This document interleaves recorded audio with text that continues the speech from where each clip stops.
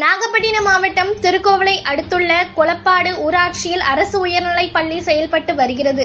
இப்பள்ளியில் சுமார் 150 மாணவர்கள் படித்து வருகின்றனர்.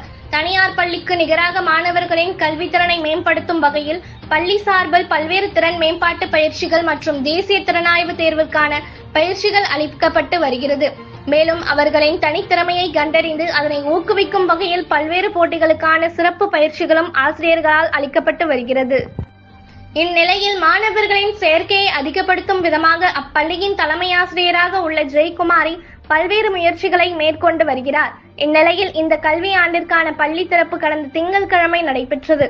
அதன் தொடர்ச்சியாக இப்பள்ளிக்கு தினமும் புதிதாக 6 மற்றும் 9ஆம் வகுப்பு சேர வரும் மாணவர்களை உற்சாகமாக வரவேற்கும் பள்ளி தலைமை ஆசிரியரை மலர் மாலை அணிவித்து இனிப்புகள் வழங்கி அவர்களை கௌரவப்படுத்தி வருகிறார். மேலும் பள்ளியின் செயற்கை படிவத்தை பூர்த்தி செய்த உடனே பள்ளி பாட புத்தகங்களையும் கையோடு கொடுத்து வகுப்பறைக்கு அனுப்பி வைக்கிறார்.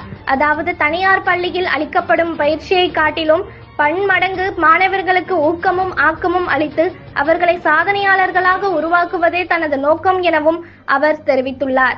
நாகை அருகே அரசு பள்ளியை தேடி வரும் மாணவர்களை ஊக்குவிக்கும் வகையில் பெண் தலைமை ஆசிரியர் மலர் மாலை அணிவித்து அவர்களுக்கு வரவேற்பு அளித்து வரும் நிகழ்வு பலரது கவனத்தையும் வெகுவாக ஈர்த்துள்ளது.